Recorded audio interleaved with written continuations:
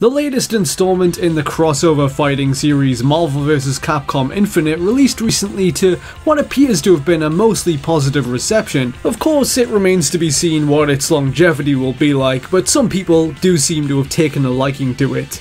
As a distant observer of Marvel vs. Capcom or a casual fan, I'm definitely not the person to offer a detailed analysis of its mechanics and tell you how it stacks up to the previous highs of the series.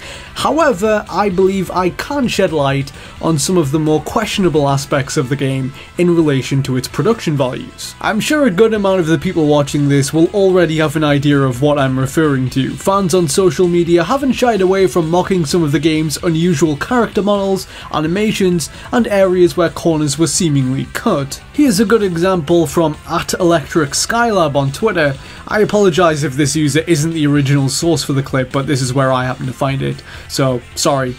He posted a GIF comparing Ghost Rider's level 3 hyper combos from 3 in Infinite, which is supposed to be his pen and stare from the comics. In 3, the camera dramatically whirls around and zooms into the fire in his eyes. On the other hand, for the Infinite version, the camera is completely still on Ghost Rider's motionless face. Seeing things like that obviously raises a lot of questions about its production. Over the past few months in the run-up to its release, I was fortunate enough to speak to a few Capcom employees involved with the project that voiced some of their concerns. I have full faith in their reliability because they provided accurate information months ahead of its announcement regarding the Monster Hunter character recently announced to be coming as post-launch DLC. By the way, more on that in a minute. From the beginning of my research into the game's development, the topic that would always come up when I spoke to people at Capcom were concerns about how little was being spent on the game. I wasn't able to get exact figures with regards to budget, but I was given some estimates that are extremely low for a modern game of its standing. A few people put it at being little over half the budget reserved for Street Fighter V's DLC plans.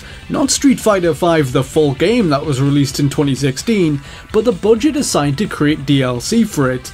I'm sure I don't need to point out that's very low. This may go some way to explaining why previously available features may be missing and certain animations and models are not up to scratch. And you, Thor, are indeed mighty for a heathen god. A vast amount of Infinite was apparently cobbled together from pre-existing internal assets to cut costs. With regards to the character roster, this was mostly on the Capcom side. The main source of these assets was Marvel vs. Capcom 3. Character models were often reused, and when it was felt they wouldn't fit, they would sometimes lift assets from other old games. Capcom employees have offered a possible explanation for why some of the finished models might look off. They say that little to no changes were made to adapt those that were recycled.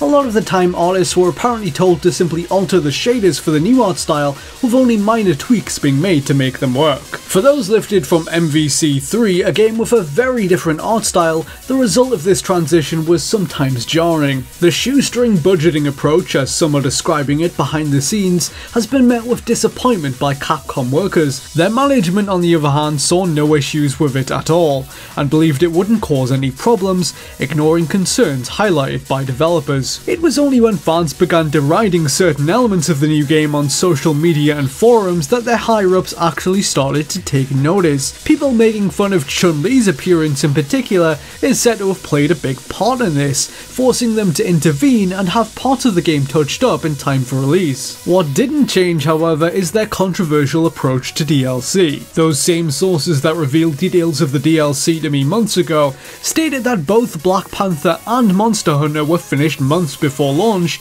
and could have easily been a part of the final game. Capcom was apparently even considering it at one point, but ultimately decided to cut them in favour of charging additional fees after launch. This is especially questionable given that there is content related to the DLC characters like Black Panther in the story mode itself. It remains to be seen how much they'll be charging for those exactly, but the number that was quoted to me a few months ago was $5 to $6 a pop, which may be subject to change, I don't know. How do you feel about Marvel vs. Capcom Infinite and Capcom's approach to the game? Let me know in the comments, and don't forget to subscribe for more. I've started a Patreon for investigative videos like these, and the work I do for Unseen64 and Did You Know Gaming, so if you like what I do, please do consider supporting me. Thanks for watching.